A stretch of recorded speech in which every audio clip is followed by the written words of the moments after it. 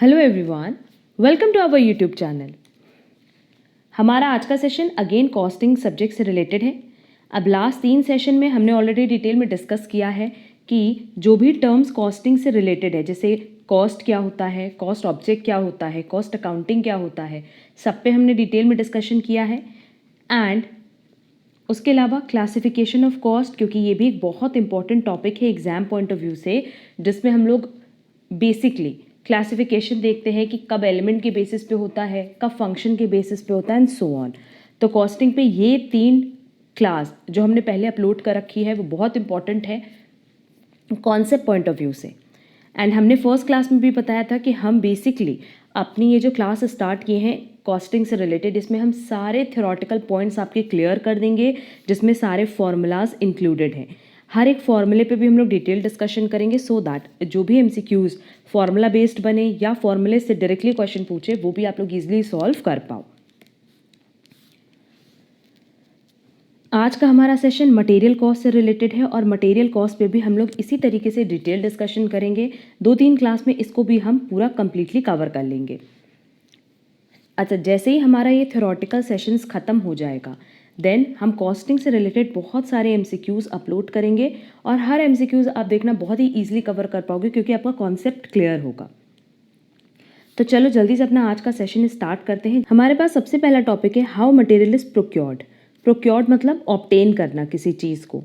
तो लिखा है कि we should focus on various documents in journal required and also keep in mind the departments who initiate these documents.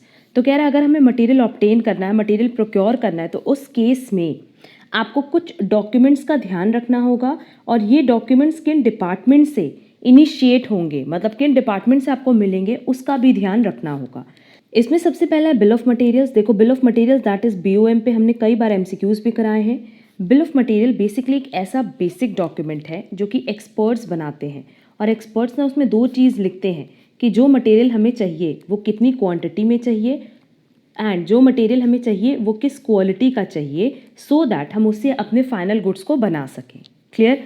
तो ये किसको पता होगा? एक्सपर्ट्स को ही पता होगा कि कितना गुड्स आपको बनाना है, आपके ऑर्गेनाइजेशन को, कंपनी को कितना गुड्स बनाना है और उस आउटपुट के लिए कितना मटेरियल का रिक्वायरमेंट है, किस क्वालिटी के मटेरियल की रिक्वायरमेंट है, ये भी एक्सपर्ट ही स्पेसिफाई करता है। कहाँ? बिल ऑफ मटेरियल में।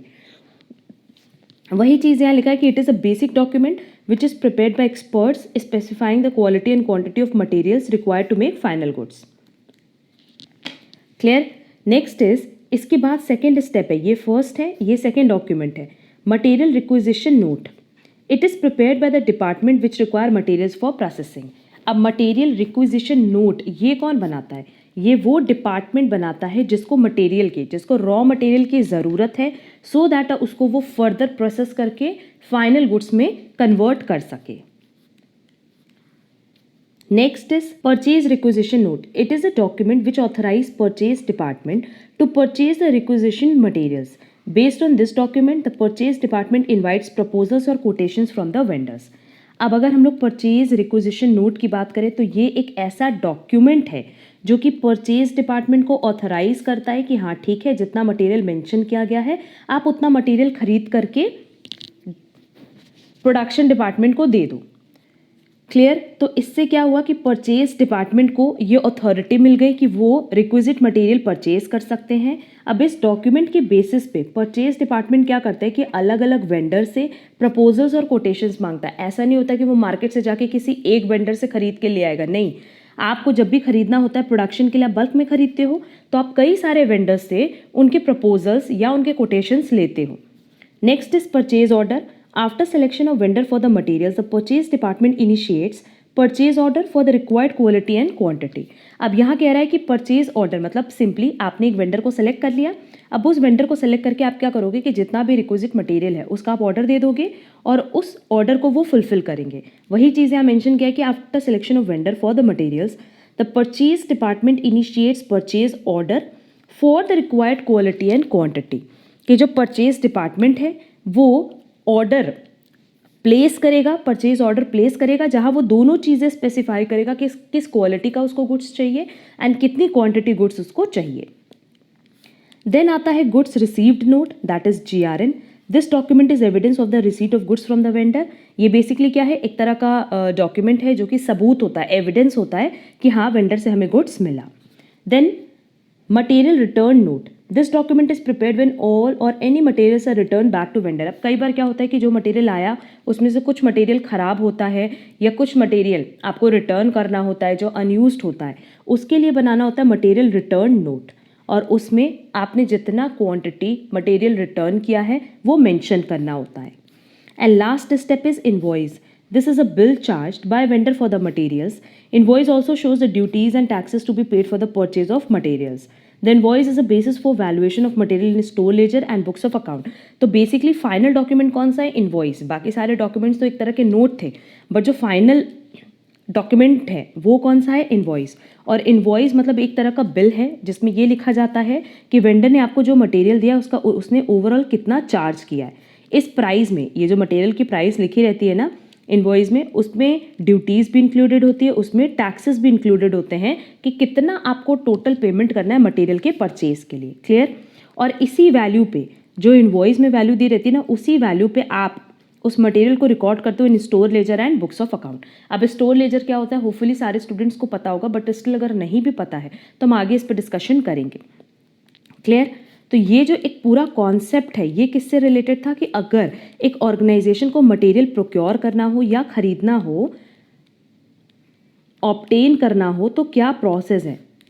सिंपल प्रोसेस था कि सबसे पहले तो आपको ये पता होना चाहिए, ऑर्गेनाइजेशन को ये पता होना चाहिए कि कितना आउटपुट उसको बनाना है, क्योंकि जितना आउटपुट बनाना है उसी के अकॉर्डिंग रॉ मटेरियल चाहिए। तो ये रॉ मटेरियल की कितना रॉ मटेरियल का रिक्वायरमेंट है, क्या क्वालिटी क्या क्वांटिटी चाहिए, ये बिल ऑफ मटेरियल्स में आप मेंशन करते हो। उसके बाद एक मटेरियल रिक्विजिशन नोट प्रिपेयर करता है कौन, वो डिपार्टमेंट प्रोडक्शन डिपार्टमेंट। और प्रोडक्शन डिपार्टमेंट ये बताता है कि कितने मटेरियल की उसको रिक्वायरमेंट एक्चुअल में है, कितने इनपुट की, कितने रॉ मटेरियल की रिक्वायरमेंट है।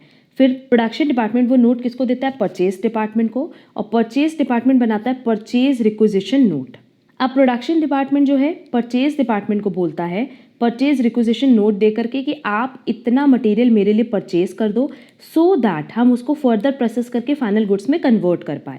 अब परचेज डिपार्टमेंट को ये राइट मिल गया, या कह लो कि उनको ये अथॉरिटी मिल गई कि हाँ वो मटेरियल परचेज कर सकते हैं, तो वो अलग अलग वेंडर से प्रपोजल या कोटेशन मांगते हैं।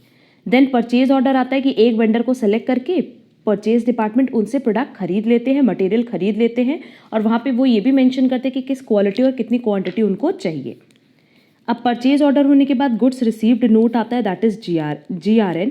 और ये बेसिकली ना एक तरह का एविडेंस है, सबूत है, जिससे ये पता चलता है कि हाँ वेंडर से हमें गुड्स मिला है। बट कोई ज़रूरी नहीं कि हम पूरा गुड्स रखें, हो सकता है उसमें से कुछ गुड्स कंपनी रिटर्न भी कर दे, उसके लिए बनता है material return note. And finally जो वेंडर है वो इनवॉइस बना के देता है जिसमें ये लिखता है कि जितना भी मटेरियल उसने दिया है उसकी क्या प्राइस है, कितना आपको उसके लिए पेमेंट करना है। और इस प्राइस में ना हर तरह की ड्यूटीज़, हर तरह की टैक्सेस भी इंक्लूड होती हैं। तो ये टोटल परचेज प्राइस होता है, और इसी परचेज प्राइस पे आप फर्दर स्टॉक को या गुड्स को बुक्स में दिखाते हो। जैसे हमने स्टोर लेजर की बात की, बुक्स ऑफ अकाउंट्स की बात की, दोनों में ही हम दिखाते हैं ना अपने रॉ मटेरियल को। तो इस रॉ मटेरियल की वैल्यू क्या होती है, वो वैल्यू होती है जो इनवॉइस में होती है। क्लियर। तो होपफुली ये पॉइंट आप लोगों को क्लियर होगा कि पहला स्टेप है bill of material, then material requisition note, then purchase requisition note, then purchase order, फिर आता है GRN जहाँ पे ये होता है कि गुड आपने रिसीव किया, फिर material return note, and last is invoice.